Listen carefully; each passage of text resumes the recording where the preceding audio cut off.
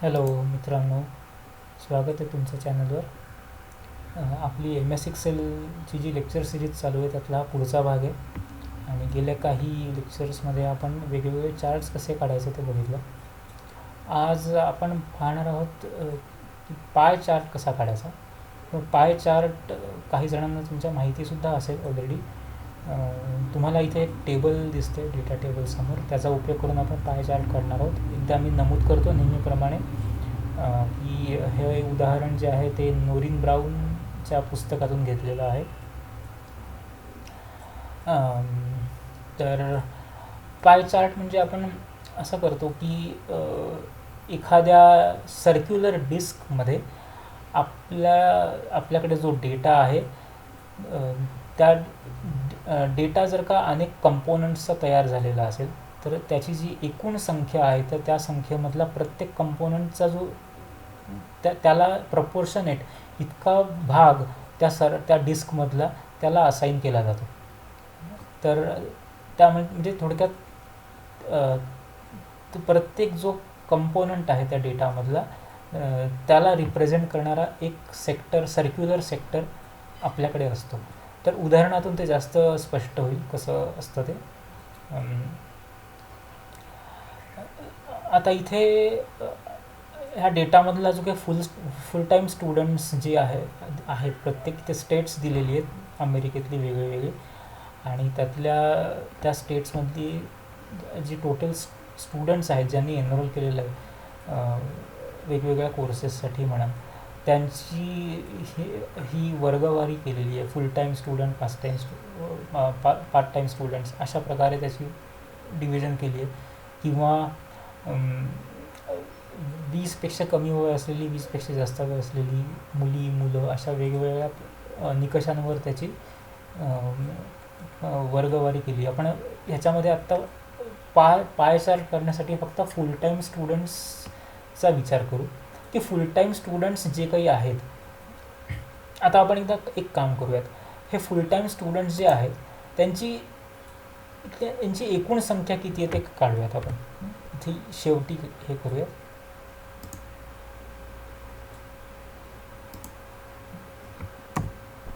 Okay, हे इथे दिसेल तुम्हाला. फुल टाईम स्टुडंट्सची एकूण संख्या 35,188 एवढी आहे. म्हणजे आता ॲरिझोना या स्टेटमधले स्टुडंट्स आहेत ते 3,890 आहेत. तर 35,188 मधले 3,890 हे ॲरिझोनामधले जर का असतील तर एखादा सर्क्युलर डिस्क आपण काढली तर त्या एकूण ती जी एकूण डिस्क आहे ती एकूण डिस्क ही 35,188 विद्यार्थ्यांना रिप्रेझेंट करते. मग त्यातला किती भाग हा ॲरिझोनाला दिला पाहिजे जेणेकरून 3,890 हे प्रॉपरली रिप्रेझेंट होतील, किंवा किती भाग कॅलिफोर्नियाला दिला पाहिजे जेणेकरून 12,220 विद्यार्थी हे 15,169 हे फुल टाईम स्टुडंट्स आहेत कॅलिफोर्नियामधले. तर 15,169 विद्यार्थी हे कॅलिफोर्नियाला रिप्रेझेंट करत आहेत. म्हणजे तितकी त्यांची संख्या, म्हणजे तितका भाग हा सर्क्युलर डिस्कमधला त्यांच्यासाठी आपण रिझर्व केला पाहिजे, राखून ठेवला पाहिजे. तर अशा प्रकारे त्या डिस्कचे आपण अशा प्रकारे भाग केले पाहिजेत जेणेकरून प्रत्येक भाग हा त्या प्रमाणामध्ये असेल. म्हणजे 3,890 हे जे प्रमाण आहे 35,188 मधले 3,890 आहेत तितकंच प्रमाण त्या एकूण डिस्कमधल्या त्या भागाचं पाहिजे जेवढं आपण ॲरिझोनासाठी राखून ठेवलेलं असेल. ओके, तर आपण प्रत्यक्ष तो काढूयात. काय म्हणतो त्याला, पाय चार्ट काढूयात. तर पाय चार्ट काढताना खरं म्हणजे आपण जर का जो एकूण डेटा आहे तो जर का सिलेक्ट केला आणि इन्सर्टमध्ये जाऊन जर का इथे चार्ट्स नावाचा जो ब्लॉक आहे इथे जाऊन सगळ्यात इथे खाली पाय चार्ट हा आपल्याला ऑप्शन दिसतो. इथे जाऊन 2D पाय चार्ट ह्याच्यावर पहिल्याच सिम्बॉलवर क्लिक केलं तर आपल्याला पाय चार्ट मिळतो. तर इथे बघा तुम्ही, आता इथे वेगवेगळ्या स्टेट्समधल्या विद्यार्थ्यांच्या संख्येप्रमाणे एकूण सर्क्युलर डिस्कचे भाग पडलेत. ह्याच्यामध्ये एकच झालं आहे की त्याला एकूण जे काही त्याचे स्टेट्स आहेत त्या 1 2 3 4 5 6 7 8 9 10 म्हणजे एकूण 10 स्टेट्सचे त्यांनी 10 भाग पाडले. फक्त एवढंच आहे की त्यातला कोणत्या स्टेटसाठीचा कोणता भाग आहे आपल्याला इथे आत्ता कळत नाही, कारण आपण इथे हा जो स्टेटचा जो काही कॉलम आहे तो सिलेक्ट केला नाही. त्याच्यामुळे त्याने फक्त त्याला नंबर देऊन टाकले 1 ते 10. ओके, तर आपण एक काम करूयात, आता सिलेक्ट करताना दोन्ही कॉलम सिलेक्ट करूयात, म्हणजे त्याला कळेल की एक्सेलला की कोणत्या स्टेटसाठीचे कोणता नंबर आहे. आता इन्सर्ट म्हणूयात, तीच मेथड फॉलो करायची, पाय चार्ट. आता बघा, आता इथे आपल्याला हा पाय चार्ट मिळाला.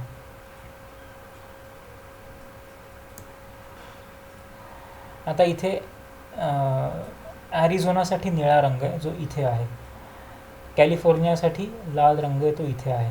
ओके, तर आपल्याला इथे दिसतंय की तिथं तुम्हाला कळेल की आता सगळ्यात जास्त संख्या आहे ती कॅलिफोर्नियामधली आहे, 15,169. त्याच्यामुळे त्याच्यासाठी जो सर्कलमधला जो भाग, जो सेक्टर्स एकूण ह्या डिस्कचा, तो पण सगळ्यात मोठा आहे. त्याच्यानंतर त्याच्या खालोखाल इथे तुम्हाला दिसतंय तो ही संख्या दिसते इथे, वॉशिंग्टन 5,000, ही संख्या ही.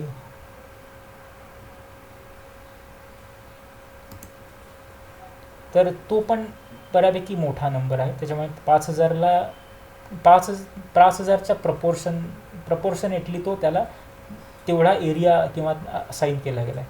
ओके, तर ह्याला म्हणतात पाय चार्ट. ओके,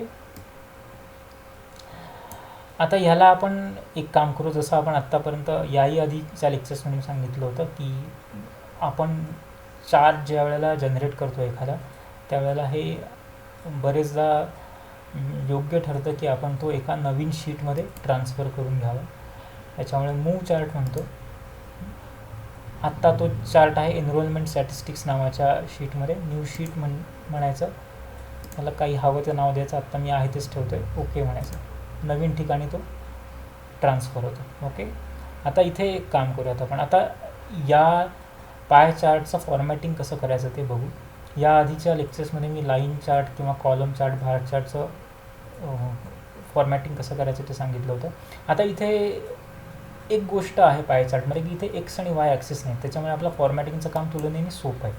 ओके, आता ह्याला फक्त इथे दोन गोष्टी आहेत की टायटल आहे, टायटल आपण देऊयात. टायटल सिलेक्ट करायचं, त्याच्यावर डबल क्लिक केलं की ते संपूर्ण सिलेक्ट होतं, ते डिलीट करायचं. आणि आपल्याला जे पाहिजे ते टायटल त्याला द्यायचं की काय म्हणूयात आपण त्याला, फुल टाईम स्टुडंट्सच म्हणूयात का, रिप्रेझेंटेशन म्हणते, रिप्रेझेंटेशन.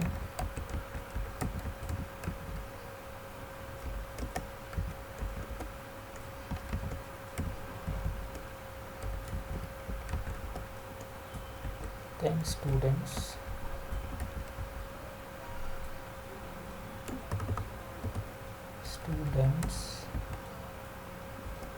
इन स्टेट्स असं काहीतरी म्हणूयात. ठीक आहे, आता याचा आपल्याला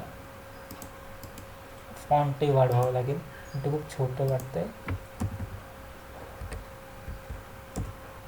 ओके, आता इथे आपल्याला ह्याचं खाली त्याचं लिजंड दिसतं. लिजंड म्हणजे काय, सगळी कोणता रंग कोणत्या स्टेटला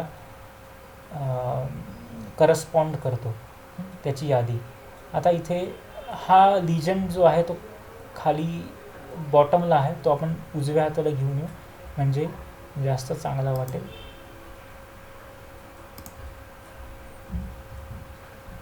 आणि त्याची फॉन्ट साईज वाढवूयात.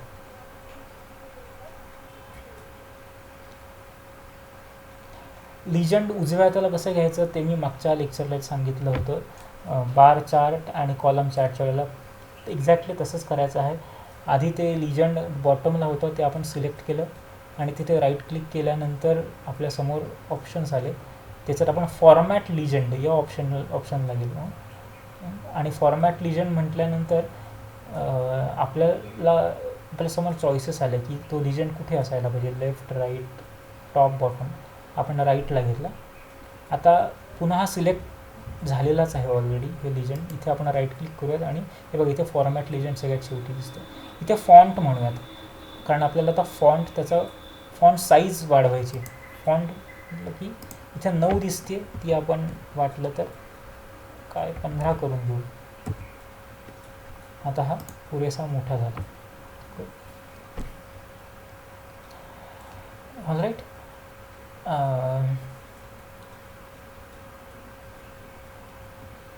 आता एक गोष्ट आपण इथे करूया. तिथे एक्स आणि वाय ॲक्सेस नसले तरी सुद्धा एक गोष्ट आपल्याला इथे ॲड करता येण्यासारखी आहे पाय चार्टमध्ये. ती म्हणजे जरी आपल्याला ह्याच्यातनं कंपॅरेटिव्हली कळतं की कोणत्या स्टेटसाठी किती या डिस्कमधला किती एरिया आहे, म्हणजे थोडक्यात याच्यातनं आपल्याला कंपॅरिझन कळते की लाल रंगाचा म्हणजे कॅलिफोर्निया आहे, तो सगळ्यात जास्त आहे. ओके. हा जो डार्क हिरवा आहे तो त्याच्या खालोखाल फुल टाईम स्टुडंटची संख्या आहे, किंवा हा लाईट ब्लू आणि डार्क ब्लू इथले यांची संख्या साधारण सारखी आहे, किंवा हा मरून कलर आणि बाकीचे हे कलर जे अगदी खूप नॅरो सेक्टर्स आहेत त्यांची संख्या अगदी कमी आहे, हे पण आपल्याला कळतं. आणि हे कंपॅरेटिव्ह कळतं, पण एक्झॅक्ट नंबर्स काय ते कळत नाही. आणि आपल्याला जर एक्झॅक्ट नंबर्स हवे असतील तर आपल्याला ते इथे इंडिकेट करता येतात. त्याच्यासाठी काय करायचं तर ह्या चार्टवर क्लिक करायचं आणि इथे हे जे प्लसचं साईन आहे, जे आपण वापरलं होतं लाईन चार्ट, कॉलम चार्ट आणि बार चार्टच्या वेळेला, जे आपण ॲक्सेस लेबलिंगच्या वेळेला हा प्लस साईन वापरलं होतं, तसंच इथे डेटा लेबल्ससाठी, हे बेसिकली लेबलिंगसाठी उपयोगी असतं. इथे डेटा लेबल्सवर क्लिक करायचं. डेटा लेबल्स क्लिक केलं की इथे हे डेटा लेबल्स दिसतात. आता हे डेटा लेबल्स जे आहेत ते त्यांचा पण फॉन्ट खूप लहान आहे. ओके. तर आपण काय करू शकतो, आता हा कोणत्याही एका डेटा लेबलवर क्लिक केलं की सगळे लेबल्स सिलेक्ट होतील आणि आपण सगळ्यांची फॉन्ट साईजही वाढवू आणि जर वाटत असेल तर सगळ्यांना आपण त्याला वेगळा रंगसुद्धा देऊ शकतो. ओके. इथे आता आपण जाऊयात फॉन्ट मध्ये, फॉन्ट साईज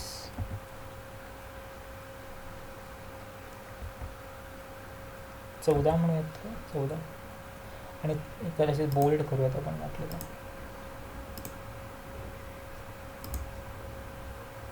तर हे असे आहेत आलेले.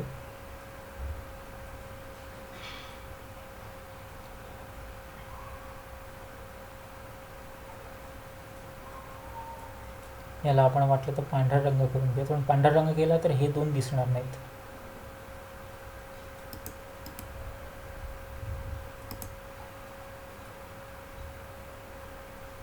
फॉन्ट कलर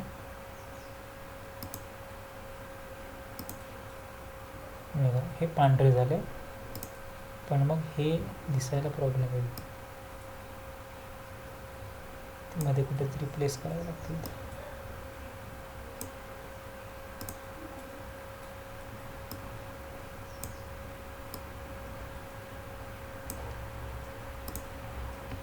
आता हे दिसतात. ओके. तर आता इथे आपल्याला त्यांचे नंबर्स पण कळले.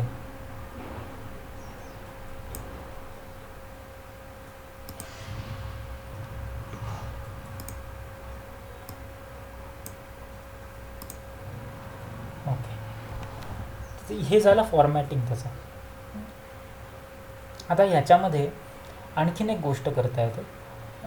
अजून एक प्रकारचा ग्राफ मी तुम्हाला काढून दाखवतो. पाय चार्ट्स 2-3 प्रकारचे असतात, पण आपण हेच एक्झाम्पल घेऊ.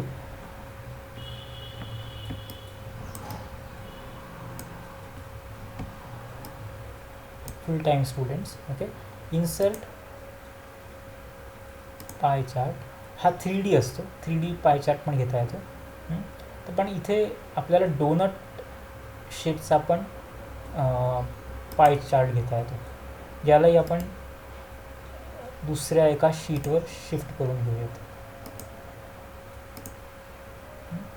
इथेही आपण हे टाकू शकतो फुल टाईम स्टुडंट्स जे आहेत. तर आपण एक काम करूया तसंच म्हणू.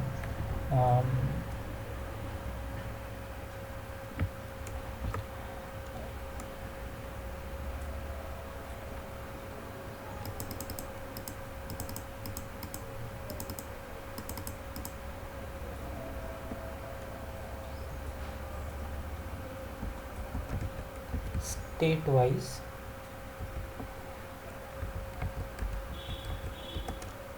फुल टाइम स्टुडंट्स.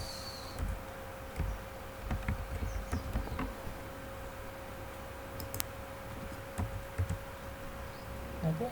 आता वास्तविक काय इथे जो हा चार्ट आणि हा चार्ट याच्यात फरक फार काही नाही आहे. याच्यामध्ये एवढंच आहे की हे जे सर्कल आहे पूर्ण सर्कल न घेता याची फक्त आउटर रिंग जी आहे अशी, समजा आपण इथे कशी रिंग इमॅजिन केली की याचा एक आतमध्ये पण एक सर्कल आहे याच्या, तर ते बाहेरचं सर्कल आणि आतलं सर्कल ही जी याच्यामधली जी रिंग आहे तेवढीच फक्त तो घेतो अशी. पूर्ण सर्कल आतला भाग नाही घेत. पण बेसिकली त्याचं जे हे जे हा जो एरिया आहे तो तसाच प्रपोर्शनेट असतो मूळ जी फिगर आहे त्याच्याशी. ओके. तर इथे आपण आता आणखीन एक गोष्ट करून बघूया. इथे याला आधी फॉन्ट मी वाढवतो.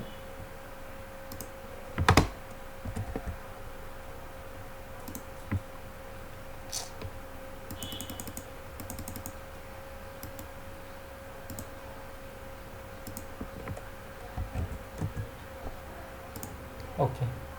आता हे जे इथलं लिजंड आहे ते पण आपण ते उजवीकडे घेऊयात. फॉर्मॅट लिजंड इथे क्लिक केलं त्यात ते सिलेक्ट झालं. मग राईट क्लिक केलं. मग राईट क्लिक केल्यानंतर फॉर्मॅट लिजंडवर क्लिक करून राईट असं घेतलं. आता हे सिलेक्टेडच आहे हा लिजंड.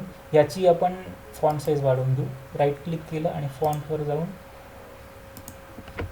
ती फॉन्ट साईज 15 केलं. ओके. आता हा आपल्याला ग्राफ मिळाला. आता आपल्याला थोडंसं ना वेगळी गोष्ट करायची. आपण मागच्या इथल्या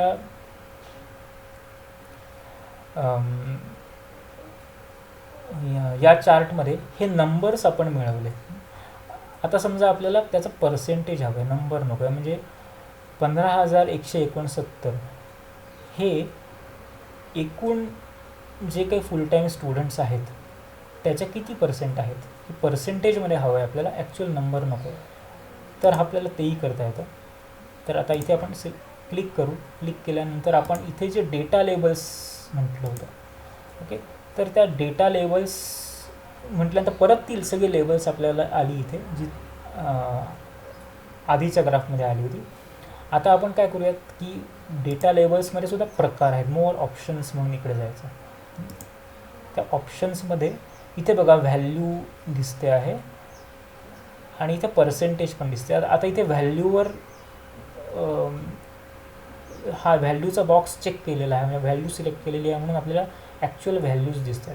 याच्याऐवजी आपण पर्सेंटेजवर क्लिक केलं आणि व्हॅल्यूजला डिसिलेक्ट केलं, ओके, काढून टाकले की व्हॅल्यू, तर आपल्याला फक्त पर्सेंटेज दिसेल. दोन्हीवर क्लिक केलं असेल तर दोन्ही दिसेल, पर्सेंटेज आणि व्हॅल्यू दोन्ही दिसेल. पण आता समजा आपल्याला व्हॅल्यू नको आहे, फक्त पर्सेंटेज बघायचं आहे, तर आपण व्हॅल्यू डिसिलेक्ट करायची, म्हणजे तो ऑफ करून टाकायचा आणि फक्त पर्सेंटेजवर क्लिक करायचं, ते चेक बॉक्स चेक करायचा. ओके. आता इथे आपल्याला पर्सेंटेज दिसत आहेत, पण एवढंच आहे की ते इतके बारीक आहेत की कळत नाही. म्हणून आपण हे सगळे सिलेक्ट झालेले आहेत त्यातला कशावर एकावर क्लिक करूयात, फॉन्टमध्ये जाऊयात, त्याची साईज वाढवूयात, 14 करू आणि त्याचा रंगसुद्धा पांढरा करून घेऊयात, म्हणजे तो